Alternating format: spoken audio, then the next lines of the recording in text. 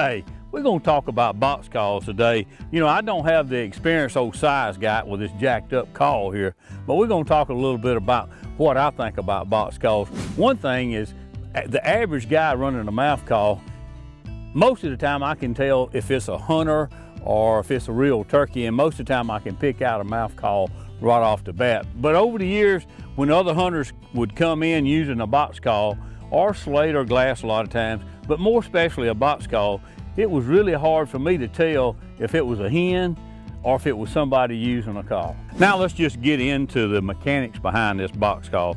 Well, first of all, it really run itself by just taking, and this is more or less what we call the striker here.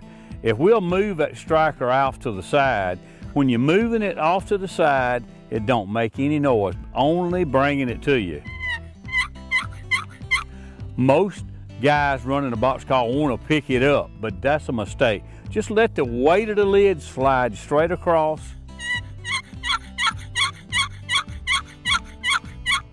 Back and forth. What's neat about this jacked up box call here, it's got two hen sides on it.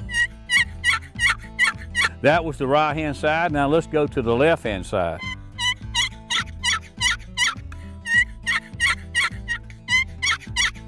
This left hand side is a higher pitch sound, so really you can sound like multiple hens with the same call. And I'm doing the same motion. I'm actually taking it and turning it up, and I'm dragging that lid back and forth.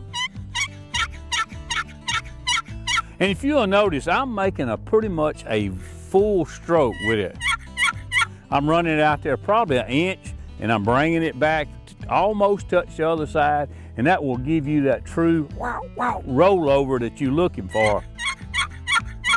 And another thing that I like about a box call, if basically the way I like to run it, if you run it like this here, a lot of times that's straight up, which is fine, but it shoots the sound up in the tree.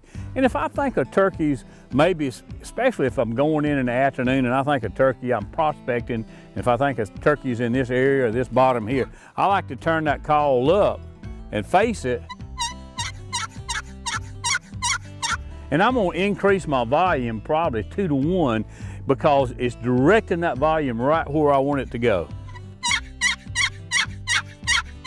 Here's one other tip too. From where the screw is holding the striker lid on the call, you can take it and hold it in your hand and let it hinge. And that cutting,